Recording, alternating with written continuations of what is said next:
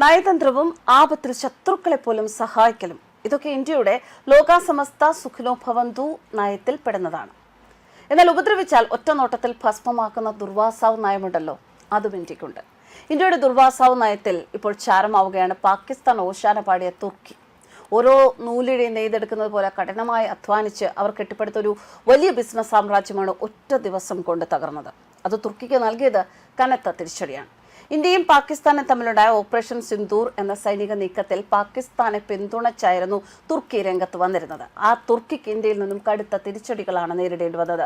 തുർക്കി aviation കമ്പനിയായ സെലിബിക്ക് ഇന്ത്യയിൽ നേരിട്ടത് കനത്ത തിരിച്ചടി. പാകിസ്ഥാനെ സൈനികമായി തുർക്കി സഹായിച്ചതിനെ തുടർന്ന് സെലിബി ഏവിയേഷന്റെ സുരക്ഷാ അനുമതി ഇന്ത്യൻ സർക്കാർ അപ്രതീക്ഷിതമായി റദ്ദാക്കുകയായിരുന്നു. 2000 മുതൽ വർഷങ്ങളായി ഇന്ത്യയിൽ കെട്ടിപ്പടുത്ത ഏകദേശം $5000 മില്യൺ ഒരു വിപണി മൂല്യമാണ് ഒരൊറ്റ രാത്രി കൊണ്ട്, മണിക്കൂറുകൾ കൊണ്ട് ഇല്ലാതായത് എന്ന് കമ്പനി ചെയർപേഴ്സൺ കാനൻ സെലിബിയോഗ്ലുവിനെ ഉദ്ധരിച്ച് ബ്ലൂംബർഗിന്റെ റിപ്പോർട്ടിൽ പറയുന്നു.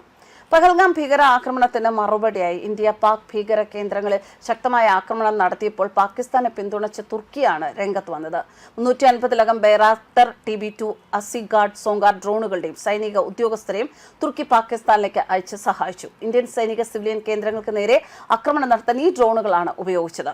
ഇന്ത്യയിലെ ഗ്രൗണ്ട് ഹാൻഡ്ലിംഗ് രംഗത്തെ ഏറ്റവും വലിയ ശക്തിയായിരുന്നു സെലിബി. ദില്ലി, മുംബൈ, ബംഗളൂരു ഉൾപ്പെടെ 9 പ്രധാന വ്യോമയാന ഹബ്ബുകളിലെ പ്രവർത്തനങ്ങൾ ഇവർക്കായിരുന്നു. പ്രതിവർഷം 58,000 വിമാനങ്ങൾ, 5.4 ലക്ഷം ടൺ കാർഗോ എന്ന് പറയുന്നത് ചില്ലറ കാര്യമല്ല. അത്തരത്തിലുള്ള ഒരു കമ്പനിയുടെ പ്രവർത്തനം സർക്കാർ നിർത്തിയതോടെ ഇവരുടെ 10,000 ജീവനക്കാരെ മറ്റൊരു ഓപ്പറേറ്ററിലേക്ക് മാറ്റി ഉപകരണങ്ങൾ പിടിച്ചെടുക്കുകയും ചെയ്തു. വാസ്തവത്തിൽ സുരക്ഷാ കാരണങ്ങൾ മുൻനിർത്തിയാണ് സിവിൽ ഏവിയേഷൻ മന്ത്രാലയം കമ്പനിയുടെ ലൈസൻസ് റദ്ദാക്കിയത്.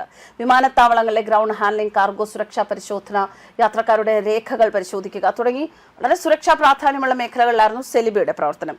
രാജ്യ താൽപര്യം സംരക്ഷിക്കുന്നതിന് ഇത്തരം ഒരു ഗൗരവകരമായ നടപടി അനിവാര്യമാണ് എന്ന നിലപാടിലായിരുന്നു ഭാരതം. സുരക്ഷാ അനുമതി റദ്ദാക്കിയതിനെതിരെ സെലിബി ദില്ലി ഹൈക്കോടതിയെ സമീപിച്ചെങ്കിലും കോടതിയിൽ നിന്നും തിരിച്ചടിയുണ്ടായി. ദേശീയ സുരക്ഷയുമായി ബന്ധപ്പെട്ട കാര്യങ്ങൾ ക്ഷമിക്കുന്നതിനേക്കാൾ നല്ലത് ജാഗ്രത പാലിക്കുന്നതാണ് എന്ന് നിരീക്ഷിച്ചുകൊണ്ട് കോടതി സർക്കാർ ഉത്തരവ് ശരിവെക്കുകയും ചെയ്തു. എന്നാലും തുർക്കി പ്രസിഡന്റ് എർദോഗന്റെ മകൾക്ക് കമ്പനിയിൽ പങ്കാളിത്തമുണ്ട് എന്ന ആരോപണങ്ങൾ ഉയർന്നു. അതെന്നാൽ കമ്പനി നിഷേധിച്ചുവെങ്കിലും കോടതി അത് കണക്കിലെടുത്തില്ല. ഈ നടപടി തങ്ങളെ വലിയ രീതിയിൽ ഞെട്ടിച്ചു എന്നാണ് കമ്പനി ചെയർപേഴ്സൺ കാനൻ സെലിബിയോഗ്ലു ബ്ലൂംബർഗിനോട് പ്രതികരിച്ചിരിക്കുന്നത്. ഇന്ത്യയെ തന്റെ രണ്ടാം രാജ്യമായാണ് കണ്ടിരുന്നതെന്നും ഓരോ നൂലിഴയും നെയ്തെടുക്കുന്നത് പോലെ താൻ വളരെയധികം അധ്വാനം ചെയ്ത് കെട്ടിപ്പടുത്ത ഒരു ബിസിനസ് സാമ്രാജ്യമാണ് ഒറ്റ ദിവസം കൊണ്ട് മോദി തകർത്തത്. അത് തന്നെ അങ്ങേയറ്റം വേദനിപ്പിക്കുന്നു എന്നും അവർ പറഞ്ഞു. ഇന്ത്യയെ പോലൊരു വലിയ വിപണിയിൽ ബിസിനസ് ചെയ്യുന്നതിലെ വെല്ലുവിളികൾ ബോധ്യമുണ്ട് എങ്കിലും ഈ തീരുമാനം അപ്രതീക്ഷിതമായിരുന്നു എന്നാണ് അവർ വിലപിച്ചത്. എന്തായാലും നരേന്ദ്രമോദി എന്ന് പറയുന്ന വ്യക്തി വിശ്വാസവഞ്ചന കാണിച്ചാൽ ശക്തമായ നടപടികൾ എടുക്കുന്ന ഒരു വ്യക്തിയാണ് എന്ന് ലോകം മുഴുവൻ തിരിച്ചറിയുന്ന ഒരു നടപടി കൂടിയായിരുന്നു തുർക്കിക്ക് നേരെ ഇന്ത്യ എടുത്ത ഈ ആക്ഷനുകൾ. പാകിസ്ഥാനെ സൈനികമായി സഹായിക്കുന്ന നിലപാട് തുർക്കി സ്വീകരിച്ചൊരു സാഹചര്യത്തിൽ രാജ്യസുരക്ഷയെ ബാധിക്കുന്ന നിർണായക മേഖലകളിൽ ഒരു തുർക്കി കമ്പനി അനുവദിക്കാനാവില്ല എന്ന കടുത്ത നിലപാട് തന്നെയാണ് ഇന്ത്യ എടുത്തത്.